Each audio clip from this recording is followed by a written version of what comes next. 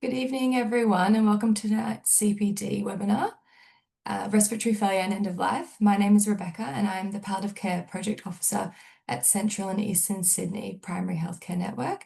And tonight I've got Christina, one of my colleagues, joining us, who comes from the CESPHN events team.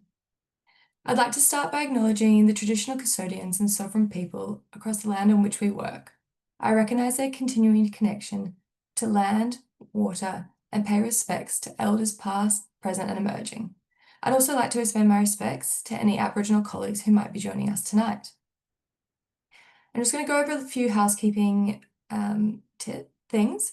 So please note that this webinar will be recorded and it will be available on CESPHN's YouTube channel within the next few days. If you have any questions, please submit these via the Q&A box. To view this, if you hover your mouse over the toolbar at the bottom of the screen, you can find it there, and we will answer those questions at the end of the webinar.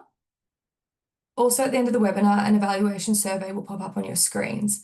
Please complete this, and this will allow us to issue a certificate of attendance to this webinar. Before I introduce our speaker tonight, I just wanted to let you all know that we've got a bit of an update with the aged care reforms that are coming in on November 1.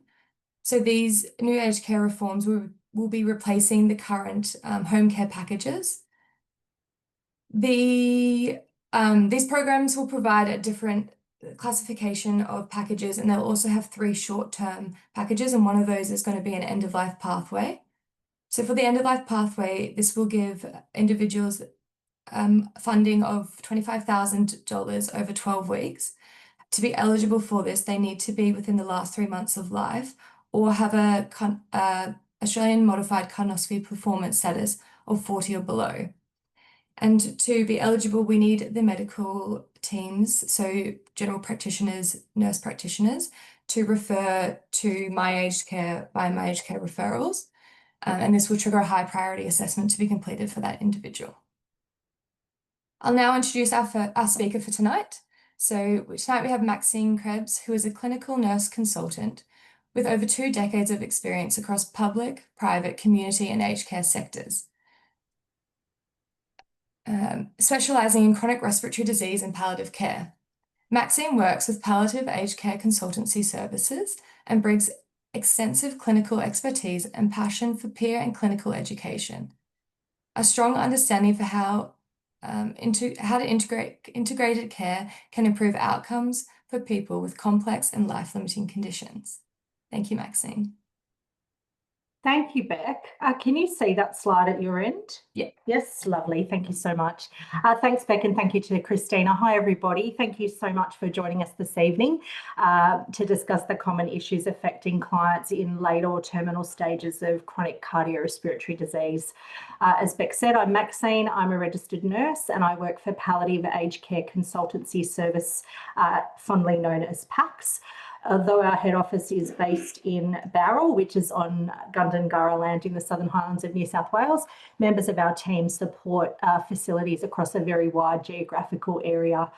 Our specialist palliative and aged care team is currently made up of nurses, social workers and OTs who work with clients, their support networks, GPs and MDTs at residential aged care facilities, private hospitals and also within the community. Tonight's session is aimed at those who don't work in specialised palliative care settings, and our goal is for you to take away practical strategies you can immediately implement to improve care for patients with end-stage cardiorespiratory failure. We hope to reinforce that palliative care is more than oncology, and it's about improving quality of life for every patient with a life-limiting disease. If these topics are something you are comfortable with and confident with, then I hope today reinforces the value in us sharing our knowledge with our colleagues who may be less familiar with caring for these patients. Oops, sorry. All right, so our learning, by the end of this session, you'll hopefully be able to describe the role of palliative and end-of-life care in managing patients with cardiorespiratory failure across primary, acute and community settings, identify the clinical indicators that suggest when a palliative approach is appropriate for these individuals, and key challenges and solutions in accessing and delivering patient care for cardiorespiratory clients. We also hope that you'll be able to apply evidence-based strategies for managing these complex symptoms and evaluate the benefits of GP-led multidisciplinary coordination, really geared towards improving continuity and quality of care for patients nearing end of life. Excuse me. So in our workplaces, some of the common chronic cardiorespiratory conditions that you may see in your clients are things like heart failure, COPD, pulmonary hypertension, to name a few. The starting point for supporting and managing these patients is from the diagnosis. These patients need to understand from early on that these conditions are very likely to be life-limiting. And therefore, it's really essential that our medical colleagues share this diagnosis and likely prognosis with the patient and the multidisciplinary team as early as possible. Each healthcare discipline has different training and therefore different expertise and bring different perspectives to care planning and delivery, all geared towards best supporting our patients. But without that medical oversight, particularly from our GPs, the MDT will struggle to engage smoothly with each other and will more than likely be on the back foot with the patient. So to support multidisciplinary holistic care planning, questions we seek to have the answers to are things like, how long do we think this person will live? Are they in the last days, weeks, months, or years of their life? Is the progression likely to be rapid or slow? Will function slowly decline over a period of time? What's this likely to look like? Will they go from doing all of their normal activities without too much trouble to perhaps walking around the supermarket, then only to the letterbox and back, to the front door, to the bathroom, to being restricted to a recliner chair, and eventually will they be bedbound? Have we thought of this? Have we prepared the client and their support network of what may be ahead?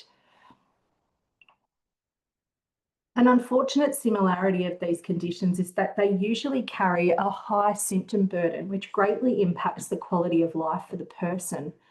If you think about the word burden, it means heavy load to carry.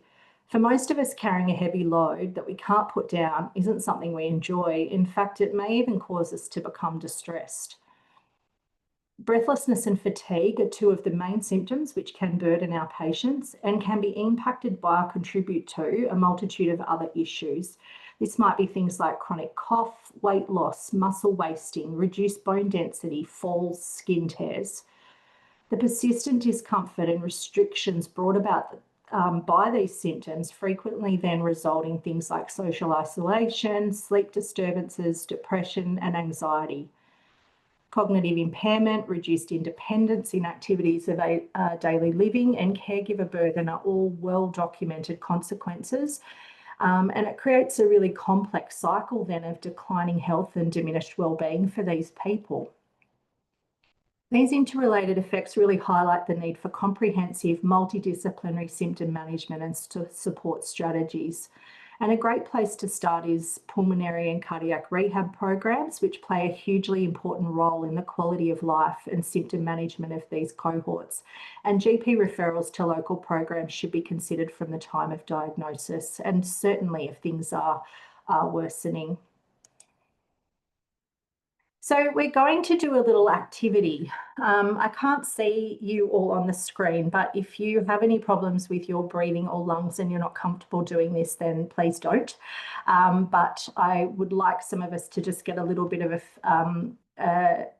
we'd like to experience how some of these patients may feel.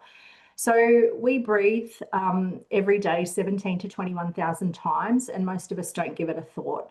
For these people, though, they're probably thinking about their next breath in some capacity most of the time. So I'd like us to try and simulate how some of these people may be feeling. So we're going to imagine that you all have heart failure. I'm sorry. But you've each rapidly gained 4 kilos of fluid that you're carrying from your belly buttons down. So think about that. I want you to imagine a 2-litre milk bottle strapped to each leg, which is how heavy that 4 kilos would be.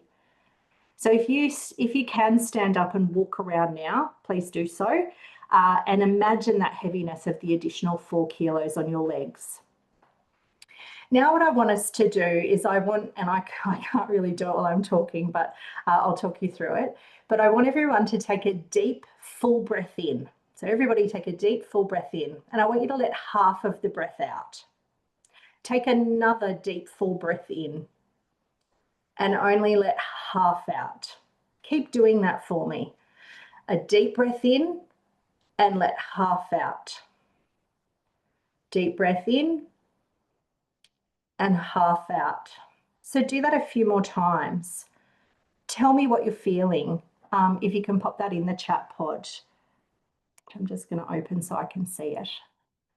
What are you feeling for those that did that?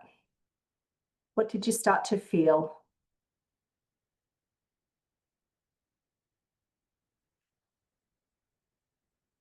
Yeah, a tight chest.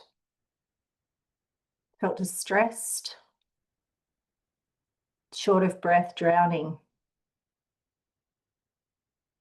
Tight chest. None of that sounds very pleasant, does it? Dizzy.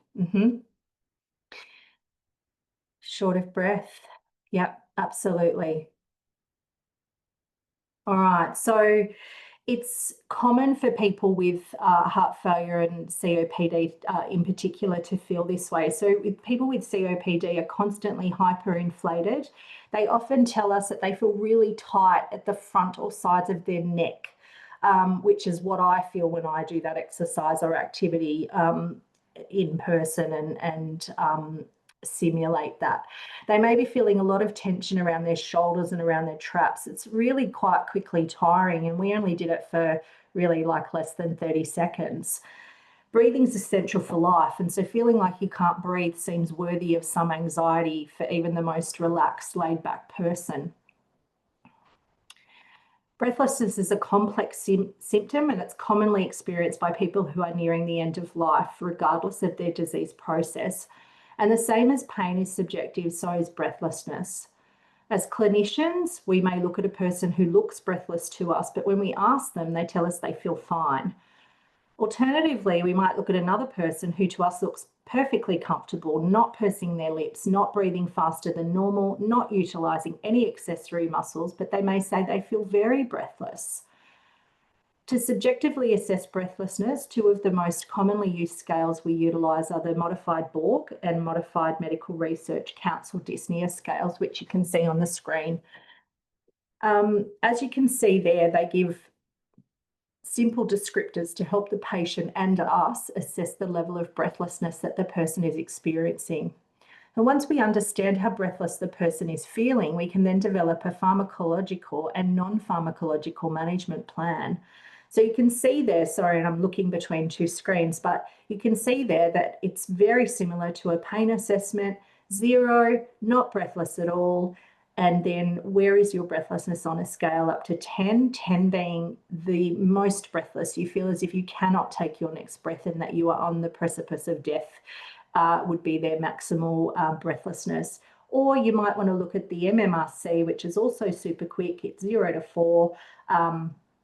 And very kind of relatable in terms of activity. So is it, dyspnea when they're doing strenuous exercise, or are they too dyspneic to leave the house, or they're breathless when they're dressing and undressing and things like that. So very quick assessment tools that we can use.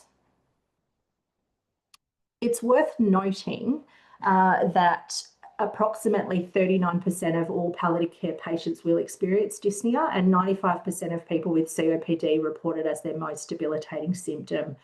Breathlessness is caused by complex interaction of signals from the chest walls, the lungs, the upper airways, the central nervous system. Things like activity, anxiety, previous experiences can all influence a patient's perception of breathlessness. It might be a symptom that develops rapidly, particularly in things like primary and metastatic cancers and non-malignant lung disease, such as, say, interstitial lung disease. And in these people, we might see a rapid deterioration, which can be really frightening for them and frankly, for us watching it. Slowly progressive breathlessness, often over many years, is commonly seen in conditions such as COPD and heart failure, or after chemotherapy for malignancy where, the cancer was cured but the lungs were damaged during that treatment process. Whilst it's difficult and does certainly require a collaborative effort to successfully manage, breathlessness can be improved but unfortunately very rarely reversed. The initial aims of treatment are to reduce the level of breathlessness and treat any underlying conditions that may be contributing to the symptom of breathlessness. Once reversible causes have been addressed, management then focuses on non-pharmacological and pharmacological interventions, all aimed at optimising comfort, function, and quality of life. The effectiveness of treatments will, of course, vary between patients, so we'll need to be ready to have some flexibility in our management approach. For symptom management during the palliative and end-of-life phases to be truly effective, clinicians do need to be as proactive as possible. So we're not constantly on the back foot and letting things reach a crisis point or seeing things reach a crisis point. We want to support our patients by preparing them for what may come and working with them to develop a comprehensive but also very clear plan of how we'll aim to keep them comfortable throughout their palliative and end-of-life journey. I suppose the way that we can think of it is preparing for the worst but hoping for the best. I believe that the more we've thought ahead, the higher the likelihood that we're not seeing things reach a crisis point. We're not calling doctors in the middle of the night, and most importantly, we don't find our patients in situations where they experience prolonged symptoms that may be quite distressing. The more we can anticipate the possibility of these symptoms and develop a solid plan in advance, which include evidence-based strategies and interventions, we and our patients will have these tools on hand ready to utilise throughout the disease process and then hopefully well before things ever reach a crisis point. Non-pharmacological interventions are the mainstay of management of breathlessness, and we should always try and optimise their use prior to initiating medications such as opioids or benzos. Once we start these medications, it's hard to go back, and we can do our patients a disservice by introducing them too early. And I'm sure I'm not the only one that's certainly seen evidence of that in some of our patient cohorts. Referring these clients to allied health early is crucial. Physiotherapy, exercise physiology, occupational therapy, dietetics, psychology, social work, heart failure or respiratory chronic care nurses, dietetics and speech therapy if breathlessness is impacting the person's ability to safely swallow. Ideally, these patients will have been through cardiac or pulmonary rehab programs after they were diagnosed, so we'll potentially have a toolkit of non-pharmacological strategies to manage their breathlessness that they are hopefully really well practiced at using. Often the best things we can help them have in their bag of tricks are recovery positioning, pacing their activities, and breathing techniques. We want to ensure that these people know not to rush their activities, even things as simple as bathing, getting dressed, and moving from bed to chair. We as clinicians need to think about this. Is showering for these people every day too fatiguing? Have we thought about shower chairs or going to bed baths? Have we explained to our patients that rushing through their activities will likely make them feel more breathless? That slowing down a little and pacing themselves will likely reduce their breathlessness and allow them to complete their activity more comfortably. And importantly, that it may mean that they can retain their independence for longer. A simple thing for us may be to say, if you wake up late for your doctor's appointment, can you skip your shower so you're not rushing? Breathlessness is hard work on the body. As I said, we each breathe 17 to 21,000 times per day. These people may breathe significantly more than 21,000 times per day. And as some of us experienced earlier, when we're breathing more rapidly and we're struggling to get air in and out effectively, we probably tend to bring our shoulders up. So by leaning forward, as you can see in the image, we fix our shoulder girdle in place, which helps us reduce the effort of breathing while we're trying to get air in and out. Have we shown the person the different positions that can help? Do they have a preference for what works best? Does their family know that the person leaning forward is probably not a reason for them all to panic, but rather a controlled recovery position for the person?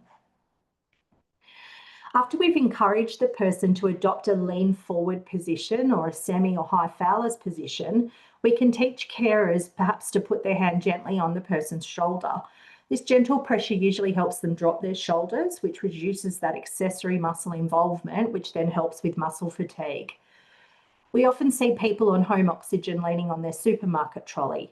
Four-wheel walkers are also especially helpful for people who are mobile. The person can then walk as far as they want, and they can have a seat ready to take a break and recover when they need one.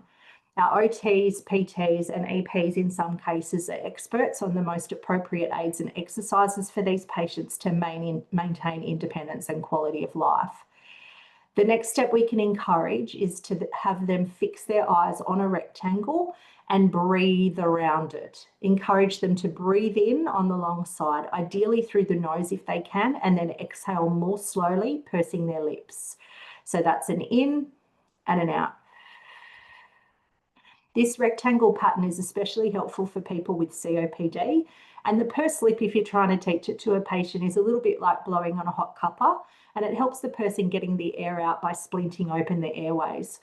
Some people, in particular patients with COPD, tend to do this pretty instinctively, but others will need us to teach them how to do it. The rectangle breathing pattern combined with that pursed lip breathing helps reduce their respiratory rate and also increases their vital capacity. If you don't have a rectangle poster like the one on the screen, you can encourage them to use any rectangle in their line of sight, a picture frame, a door, a window, and so on.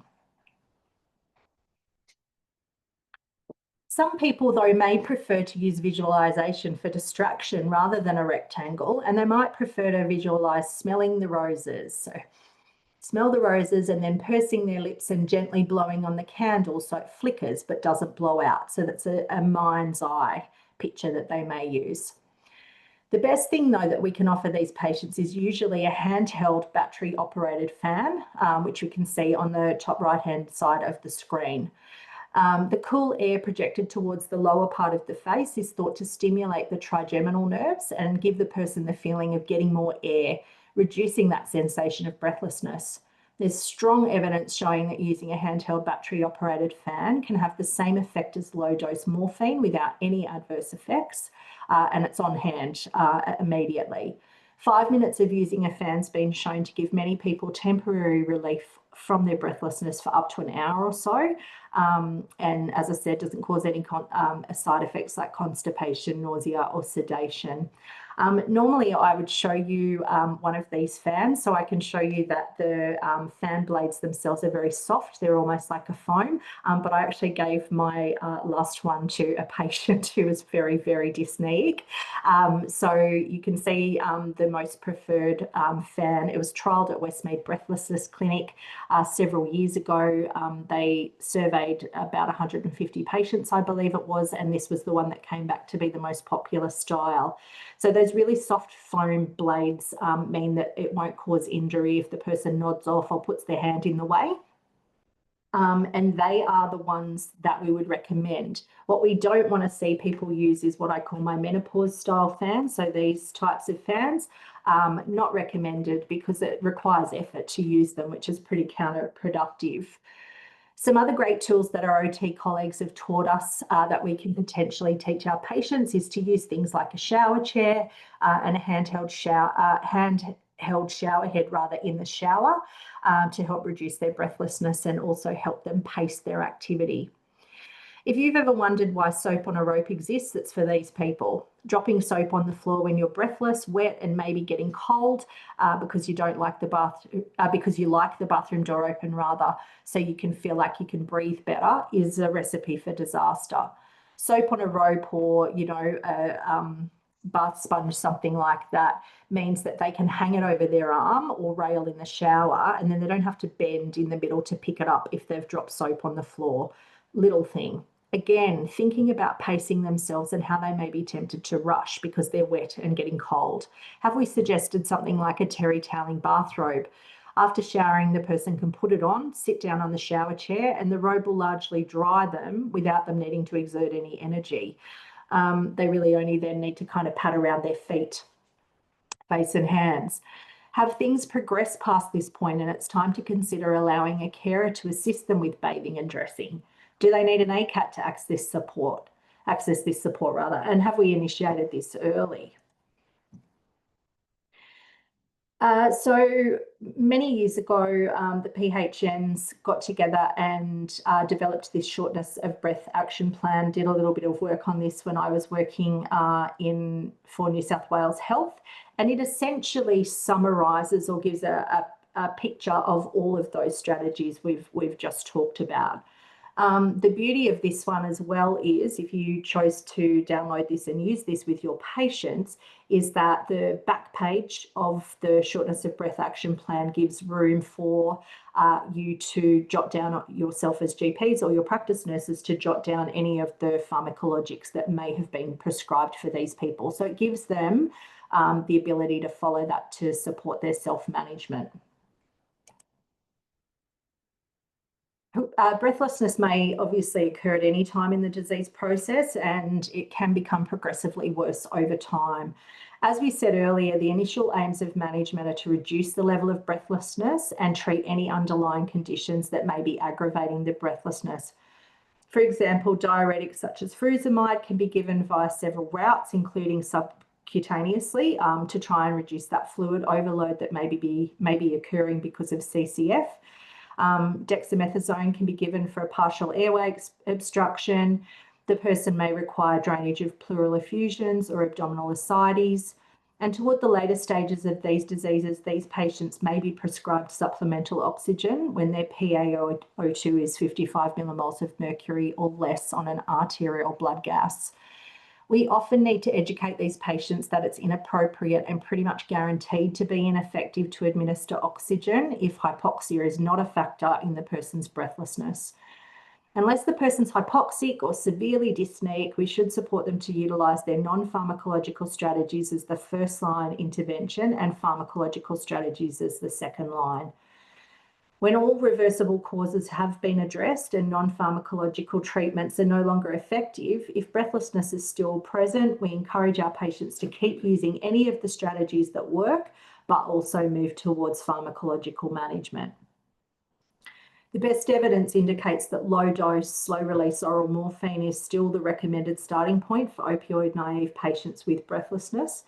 The train of thought is that the part of the brain concerned with breathlessness is rich in mu receptors, which are found throughout the central nervous system and the respiratory systems. The rationale for using morphine or other opioids is that they stimulate the mu receptors or more receptors. You may know them as either or. And we know that through physiological evidence and just clinical observation, the opioids reduce the rate of breathing, reduce the feeling of being starved for air, reduce the sensation of breathlessness, and reduce the anxiety that is understandably associated with breathlessness. Because opioids can relieve breathlessness by decreasing the respiratory rate without causing any hypocapnia or hypoxia, they are routinely used as the first-line medication for breathlessness. The goal at this point is not to sedate them, of course, so in practice, Ordine 1 to 2 milligrams 4th hourly may be the starting point, or MS-Contin or Capanol in doses of, say, 10 to 30 milligrams. When initiating opioids, we must ensure that there's early and meticulous management of constipation, nausea, and vomiting, particularly in that first week of administration. Lots of support, lots of education at that point. Approximately 30% of all palliative care clients will report anxiety. Again, we automatically and without thinking breathe thousands of times a day. But it's really hard for even the most cool, calm, collected person not to feel anxious if they feel like they can't breathe. If you've ever been winded, you may recall an absolute sense of panic that you couldn't get a breath in. The non-pharmacological strategies we've looked at, such as breathing around the rectangle or imagery, is not just about settling their breathing pattern, but it's also to distract them and to try and override their anxiety. We're essentially trying to equip them with the tools to override their fight or flight response, and that's not an easy thing to do when you feel like you can't breathe. Learning these skills early is essential. Practice makes perfect and helps the person automatically initiate the strategies quickly and hopefully well before that panic sets in. Psychological and supportive interventions such as cognitive behavioural therapy can also be effective, especially for those with the diseases that are likely to see that progressive breathlessness. So we should consider referring them when breathlessness first becomes a symptom. And of course, we can't forget that spiritual needs may play a part in the person's symptoms. And some people are also finding positive effects from things like acupuncture and aromatherapy. For anxiety that's unrelieved by non-pharmacological strategies and opioids, we may start with considering oral benzodiazepines, such as lorazepam, starting at, say, 0.5 milligram once or twice daily to start with, or clonazepam at 0.5 milligrams for a more cumulative effect with its longer half-life. If or when swallow does become impaired and in the last days of life or terminal phase of care, we will routinely recommend a switch to subcut morphine or hydromorphone opioids. And midazolam is often commonly used for anxiety in the last days of life. It's important for us all to note that midazolam is not recommended until the last days of life, as it tends to impair the consolidation of new memories for the patient. So it causes a little bit of amnesia. And for some people, those last hours and days are really important to them when they're spending time potentially with family and friends. At this stage, we may also see the introduction of anticholinergics such as hyoscine, say 0.2 to 0.4 milligram Q4th hourly, or glycopyrrolate at 4 to 10 mics per kilo, up to sort of 0.2 milligrams, about 6th hourly. And we look at those anticholinergics to manage secretions, particularly respiratory secretions, as the person becomes less able to swallow and cough effectively to clear their own secretions. The CEC's got a great cheat sheet for managing breathlessness in the last days of life. It really helps us with our decision making, helps us guide our decision making, and we've got it in the resource pack to share with you after the session to look at a bit more closely. It's not great on the slide. Another really debilitating symptom that people report or can experience is fatigue. As I said, breathing hard like this takes a lot of energy, and they can experience weight loss, cachexia, reduced bone density really commonly. And again, we hope that we've involved our PTs, OTs, EPs, dietitians well before the later stages of the disease. So we've hopefully maximised energy conservation techniques, nutritional support and sleep as best as we can. However, though, if we've addressed pacing activities of daily living, positioning, equipment and nutrition as best as we can, and in the later stages of the disease, encourage the person to slow down, conserve their energy, our medical colleagues may consider the use of corticosteroids such as DEX or psychostimulants like amphetamines. However, we infrequently see these used because of the potential adverse effects, which is sort of like a push and crash cycle where the patient might find an initial benefit, but then feel a real drop and decline in energy and an actual worsening of their symptoms. Us asking about our patient's sleep is really important. Are they sleeping well? What position do they sleep in? Are they elevated? How many pillows do they use? If the plan is for this person to stay at home or they're coming home from hospital, have we engaged occupational therapy somewhere along the way to assess equipment needs such as a hospital bed or recliner? For instance, people with CCF often have a preference to sleep in a recliner chair and say they're much more comfortable in a recliner. To support our interventions, assessment of the extent of the edema is required, and this image is a really quick ready reckoner of how to do it. You just press down on the limbs and document your assessment findings. So we assess using our fingers, we take note of where the edema starts and ends. Is it just a foot or both? Is it present up to the knees or above?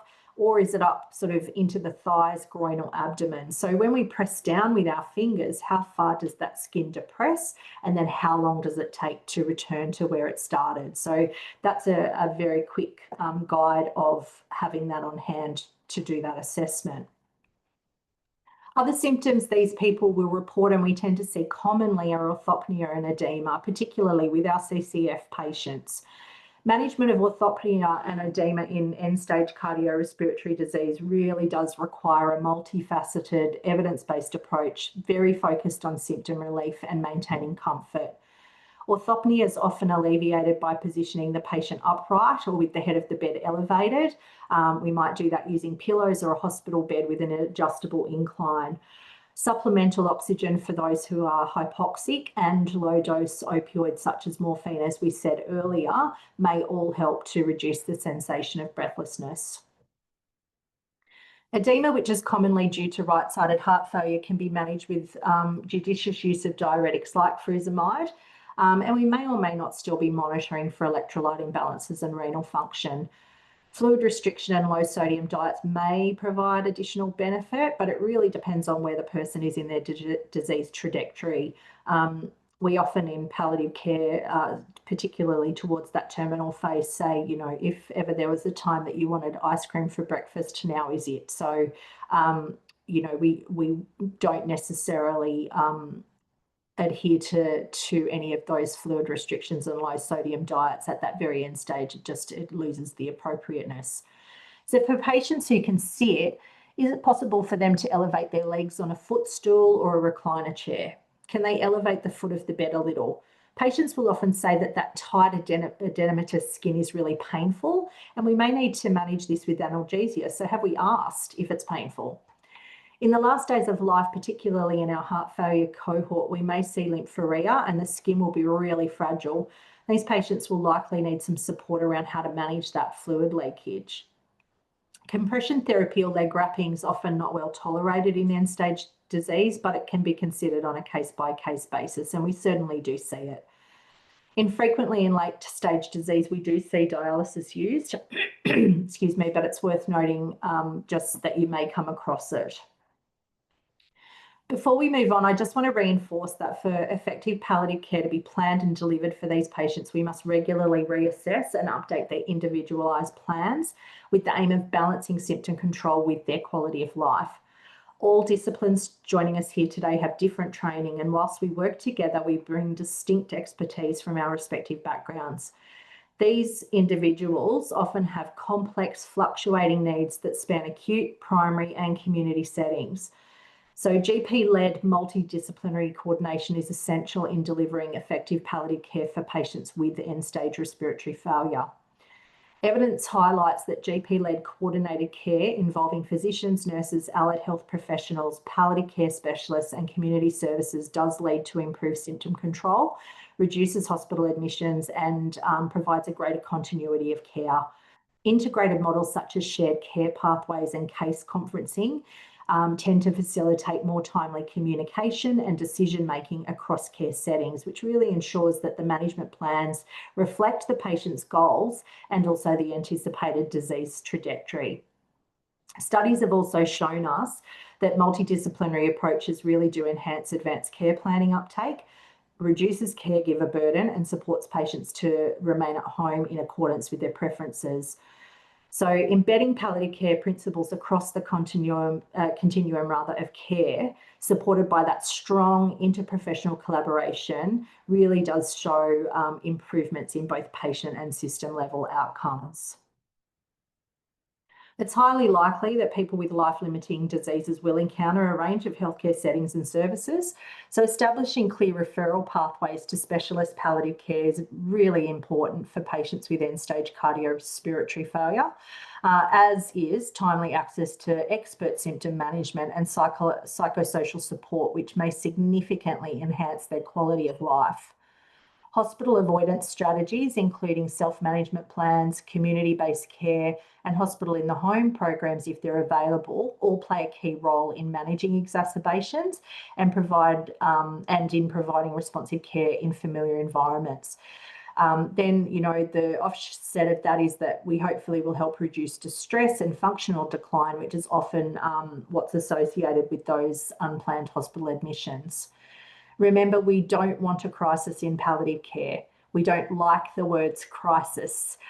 We want to anticipate the needs of the patient. Do we have anticipatory medications prescribed and on hand? If the person is in their home, do their support people know how to give those medications? Do they have contact information for after-hours palliative care support if it's available? We might like to think about developing an authorised ambulance care plan as an additional layer if that's something that's used in your PHN. If it's the person's wish, comprehensive planning for end-of-life care in the home or residential aged care setting ensures that care aligns with patient preferences, often allowing individuals to die in their place of choice with dignity and support. When these elements are integrated through well-coordinated models and supported by robust communication across acute, primary and community settings, they tend to facilitate much more seamless transitions between those healthcare settings.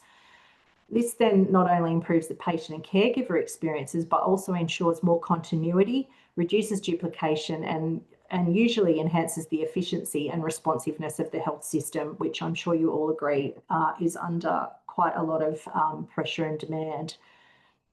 So given the unpredictable trajectory and high symptom burden associated with these conditions, advanced care planning is a critical component in managing these patients. While these conditions may progress slowly over time, things can change suddenly. In the last year or so of their life, we often see an increase in the frequency of hospital presentations, and these aren't always necessary, and more importantly, may not align with the person's wishes. Evidence shows us that effective advanced care planning improves the alignment of care with patient values, reduces unnecessary hospitalisations, and enhances end-of-life care outcomes, which are all good things. Early and ongoing conversations enable patients to articulate their preferences using tools like advanced care directives, goals of care discussions, and documented resource plans.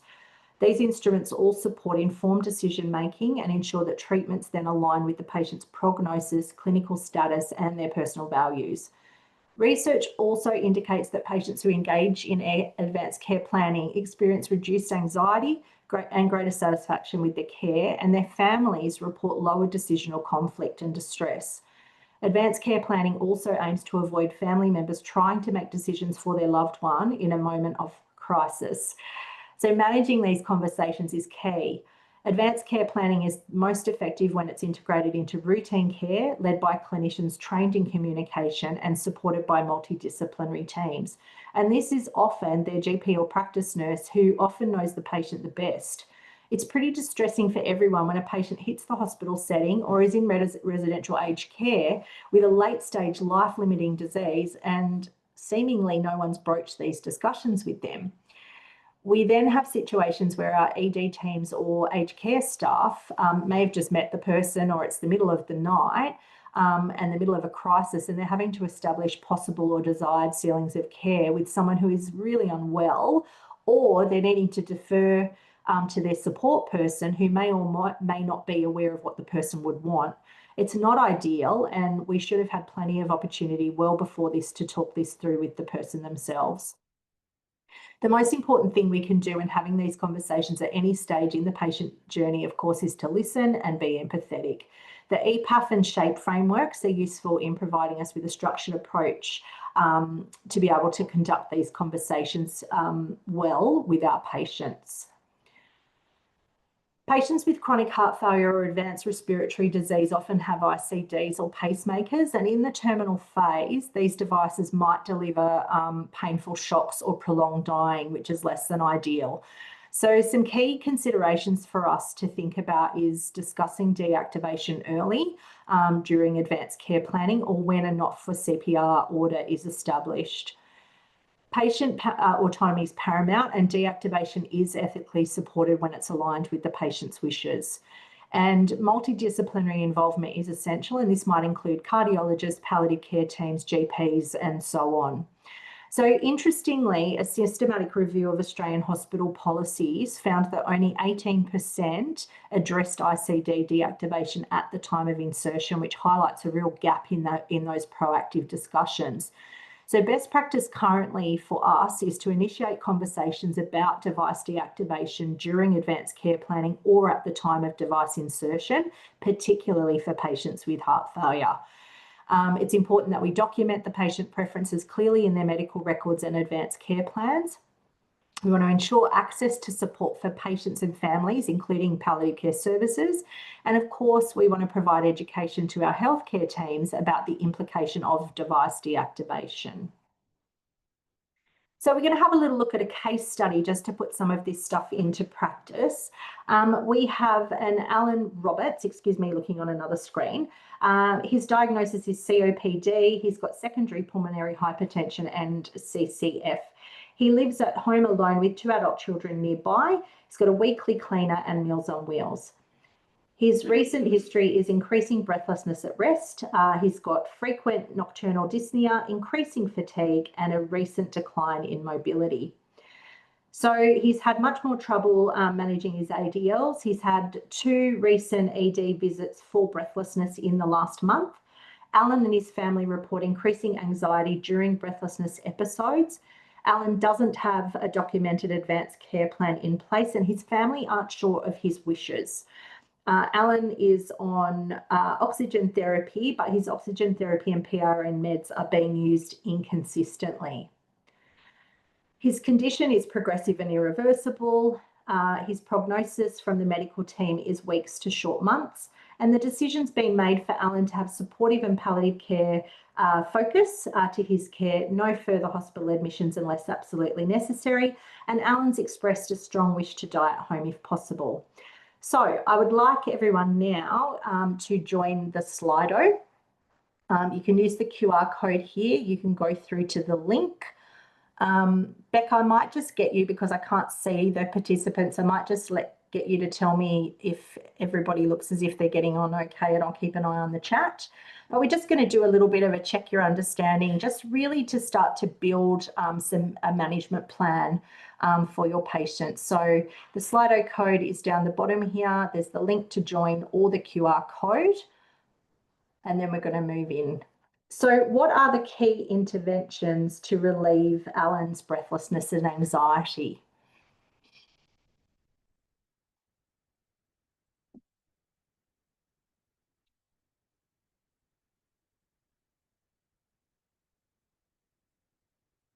Is that working, Beck?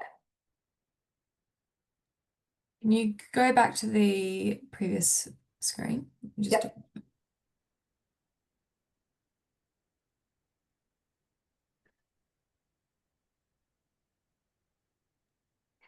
The question is symptom management. What medications may help Alan? Yeah, so That's working. Okay. I'll send in one. Thank you. Lovely. Yeah, it's coming up now. Can Beautiful. you see that on yours, Maxine? I can. Thank you. All right. Great. So you can start to see we're getting a little bit of a picture there of some of the key interventions to relieve Alan's breathlessness and anxiety. We're going to look at pharmacological management, non-pharmacological management. We're going to assess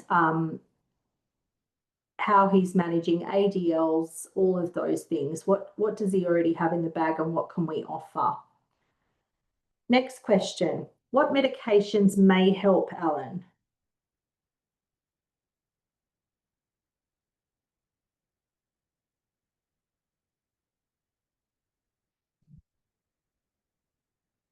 Yeah. Morphine. So for those of you that haven't used Slido before, the word that comes up the largest is the one that most of the participants have agreed is the best one. So opioids, low dose opioids, yes. Remembering slow release as well. We want to work on getting those. And then we also have a role for those fast acting opioids as well. So I'm just doing it as well. Beautiful. We might look at benzodiazepines. Excellent. All of which could be helpful. Next question. How can we, as a team, ensure timely medication adjustments for Alan as his symptoms progress?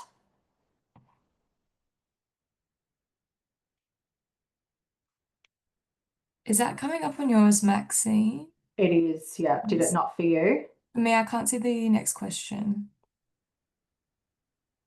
Okay. So how can we, if your Slido's not working, just pop your answers in the chat pod for me. So how can we ensure timely medication adjustments as symptoms progress? What can we do as an MDT to try and ensure that we're getting timely medication adjustments as his symptoms progress? It could be things as simple as regular review at his GP clinic or by his chronic disease practice nurse.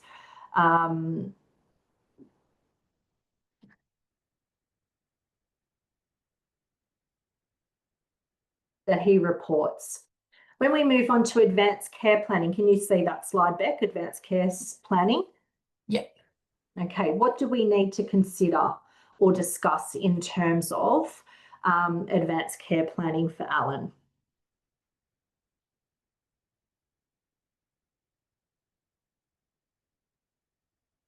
And I'm watching both the Slido and the chat pod, so feel free to put it wherever's working for you. And I apologise that it's a bit glitchy.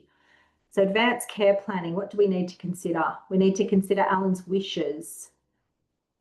We need to think about the disease trajectory. Yes, what does he want and what doesn't he want?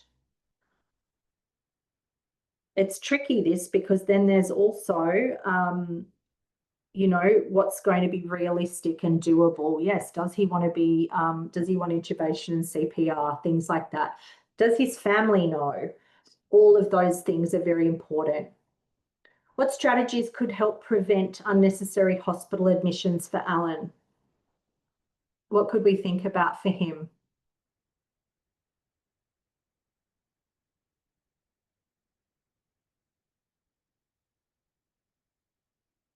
We could think of things like a shortness of breath action plan. So he's got his non-pharmacological strategies on a A4 page, or A3 if you wanted to print it off that size for him. Shows all the non-pharmacological strategies that have evidence behind them that may be effective for him. And then we've got a section on the back that his pharmacologicals could be on the back as well.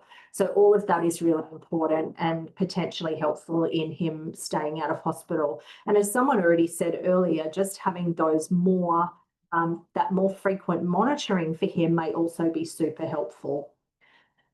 I'm going to skip through this, but these can be used for your teams later. I'm just conscious of time, but I want you to sort of think as an MDT about how can we support Alan's increasing care needs. And so that may be that we're thinking about early referral to ACAT, things like does he need care support in the home, things like that. And then how can we, the healthcare team, communicate effectively and compassionately with Alan's family? And so, you know, that is very time involved as well. So you'll get a copy of these. These are the key takeaways of what we want to do for Alan. So that early integration of palliative care does improve outcomes. Effective symptom management enhances quality of life. And advanced care planning is an ongoing process that we need to revisit regularly. And for all of this to work, strong multidisciplinary collaboration is essential. So I wanted to just touch on this, and please forgive me, I spent a lot of time trying to make sure that I had these item numbers correct, and I hope they are correct, and you will certainly know this better than me. But obviously advanced care planning involves a discussion of medical conditions, prognosis, management options, and planning ahead for future care needs. These discussions can often occur in GP consulting rooms, residential aged care facilities, or elsewhere. And although I wasn't able to find any dedicated MBS item for advanced care planning, these item numbers can apparently be claimed if a GP is personally attending the patient. Suitably qualified health professionals such as general practice nurses, Aboriginal and Torres Strait Islander health practitioners, and Aboriginal health workers can all assist GPs in performing health assessments, provided that they're under that sort of, it's accepted medical practice and under the supervision of the GP. So this might include activities associated with that information gathering and providing patients with information about recommended interventions. So advanced care planning and then that subsequent advanced care directive may be completed, of course, over a number of short consults, or it might require one sort of or more long one that's sort of 20 to 40 minutes in there. Again, you'll know more about this than me. But for those short advanced care planning activities, maybe a level A or level B consult may be appropriate. But, you know, I'm conscious of the fact that these are not usually short discussions. So we're opening the floor for any questions that I will do my best to answer.